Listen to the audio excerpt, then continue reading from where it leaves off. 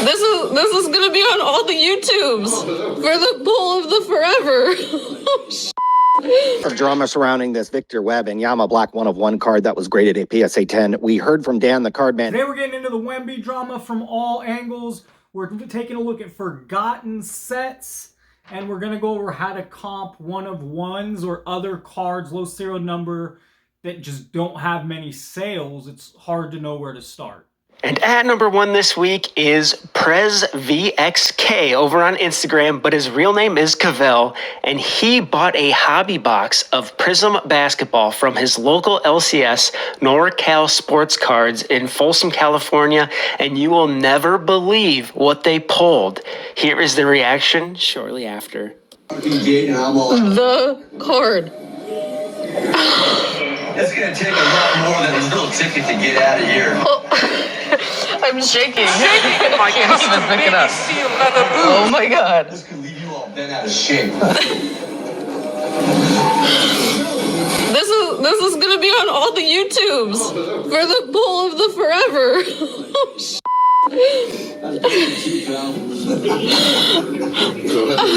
This is the Victor Wembanyama rookie black finite 1 of 1, and I have this at an estimated $700,000, which is just a guess based on that $93,000 true gold sale that Pangzai told us about. But after this card was pulled, along with Tommy of NorCal Sports Cards, Cavell flew to PSA's headquarters and utilized their walkthrough service, and this card graded a Gem Mint 10. When I asked what their plans for the card were, they said just to enjoy the opportunity of owning it for now, but when the right offer were to come, I believe they will eventually end up selling this card.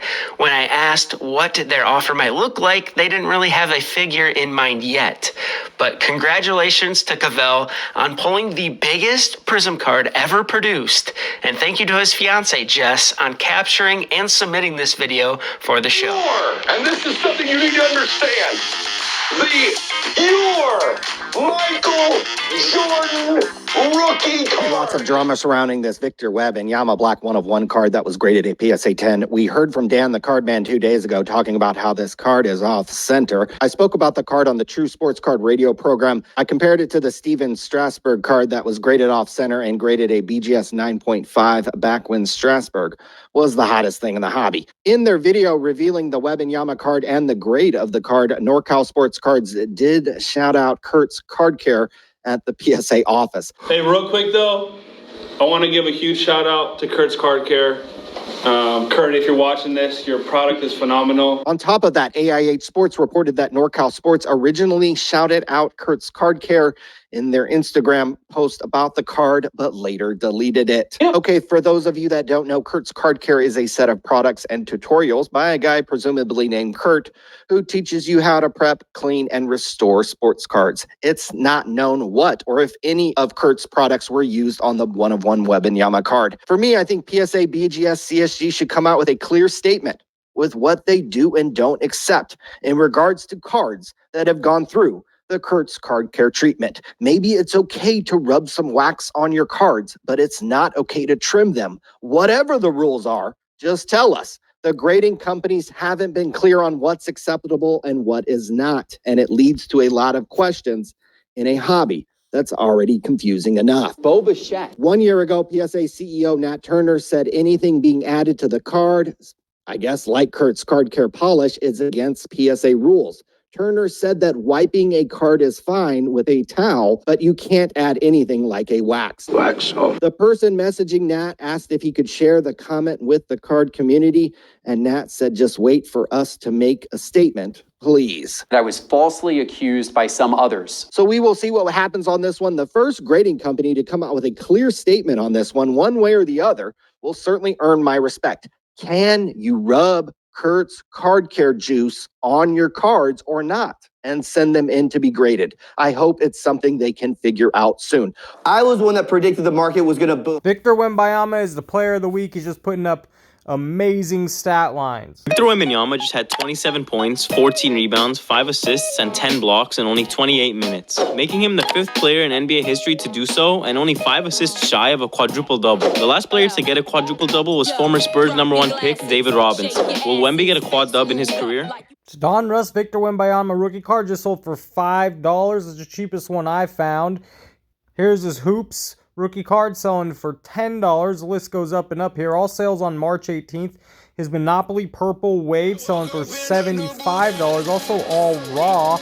Here's an $850 card. Number to just 75 is Donruss Press Proof Die Cut rookie card. And finally, we get to his Blue Refractor Wembanyama Bowman's Best 2022 auto, sold for just over $2,000 on March 17th, 2024. We're watching Best Damn Sports Card Show on the planet. What up, though? This is Big Snoop Dogg, a.k.a. Coach Snoop, sending a shout-out to the #1, nation's best. Hey guys, it's Scott with Scotty B Cards, and in this video, I want to look at some forgotten cards that you might not know about.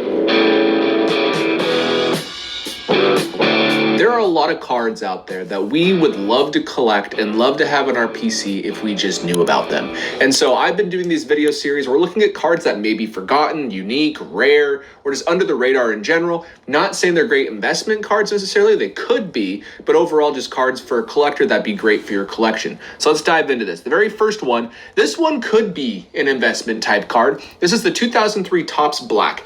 Topps Black has become the most important parallel and flagship. I know that sounds dramatic, but I think it's accurate. We're seeing around 30 different flagship parallels this year in Topps Series 1 and 2024 Series 1, and that's just too many. And so Topps Black is the oldest continuous outside of the gold. The gold is the oldest. I believe it's 2 years older. In 2001, it was numbered to 2001.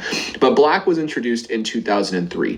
And the reason this is important is because we've had Black every single year continuously, plus it looks fantastic. So a lot of the biggest cards out there are the Black parallels of a lot of different rookies. And I always think it's fun when Topps or Panini or whoever embeds pieces of diamonds or gold in the cards. And I think it's really cool to see like a Julio Rodriguez rookie card numbered to 5 with a piece of gold, a gold nugget. I don't know, something about that just makes the card feel more valuable because there's actually intrinsic value versus just no actual value in general. It's fun to see there's even autographs to like O'Neal Cruz over here. We have Shohei Ohtani numbered to 5. That card's actually really good looking with a piece of gold. And then the Julio Rodriguez rookie card. The history of sports cards goes back over 100 years. We are on the pursuit to find the biggest and most interesting sports card collections across the United States. Join us as we travel the large interstates and the narrow unpaved roads in our journey to continue chasing cardboard. Clear space. Clear space. You need to make your wife super happy. I was buying so much at one point where I would buy a collection and I wouldn't have time to go through the box. So honestly, I was getting all this together and there's boxes I hadn't even been through yet. Did you say barn nugget? I don't think so. Oh. Because I'm ready to show you some stuff. I'm ready to see All some right, you're ready to see some stuff. Okay, all right, you're ready to see some stuff. Let's go. You said you had a number in mind. You threw 60 out. I did. I threw 60 out when I first contacted you, yeah. In this box, I'm collecting every single NBA basketball player's rookie card to ever play. Hall of Famers, they get slabs. Change of direction by Bryant. Slam dunk. I enjoy working on this collection. I have multiples of most of these players, not just one rookie card, but I just put one rookie card of each player in the box. And then, you know, I have a separate place to store the rest of them. There are some of the bangers. Let's keep it moving. I'm coming in. The man's in trouble. I'm going to show you how great I am. This man is a psychotic. So he's great. Shut up! You're watching the Best Damn Card Show on the planet. I have a question for God. Why? This one sent by Corey, who wrote, how do you determine a fair price for a low pop graded card? I have some 90s inserts I had graded that have only been graded 1 or 2 times total because of scarcity, but I have no idea what a good market value would be. I can't even find comps for other players to find a starting point. Yeah, so there is no sort of good, obvious way to do this. What you're doing is basically what I would recommend. You know, do your best, see if you can find a comp that is somewhat similar, somebody from the same set or a similar set or another card of the player, you know, from the same year with a similar serial number, you know, these sort of things, just the best you can do. Often you won't be able to find anything and you're just sort of making a best guess. With cards like this, I tend to set prices really, really high because you just don't know how much demand there is for them, or if there's way more demand than the pop 3 that exists or whatever. So I set it real high, and if no offers or no bids come in, it doesn't sell, then I just lower the price little by little until eventually it does. The other Mike Trout asked, looking back over the last decade or so of Panini's basketball card run, are there any sets or insert sets you think will be viewed as special or nostalgic? 90s collectors love PMGs, Skybox, EX sets, and so many others. What will collectors of this era hold in the same regard? Yeah, good question. And, I wish I knew if I could, see into the future that way. That would be really easy to invest in cards. But probably the sets that are popular today will have nostalgic value in the future on some level, especially the sets that are not way over printed, kabooms and downtowns, things like that. But sort of beyond that, your guess is basically as good as mine. I'm saying, I got to keep it nice and breezy around this bitch.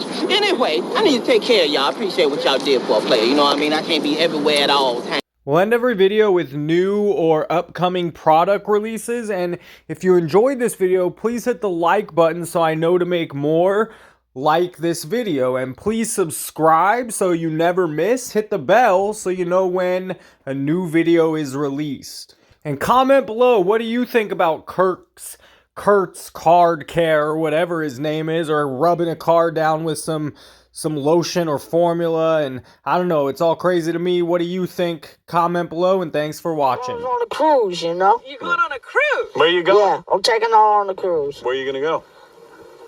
I mean, where are you visiting on the cruise? Well, it's going to be on a boat. Yeah, I know. Yeah. But what are you going to do? Going? Where's the boat go? Well, the boat's going to be in the water. All right. What up, everybody? This is Robert Ory, a.k.a. Big Shot Bob, and you're watching Professional Sports Cards. Hey, by the way, go buy my rookie card.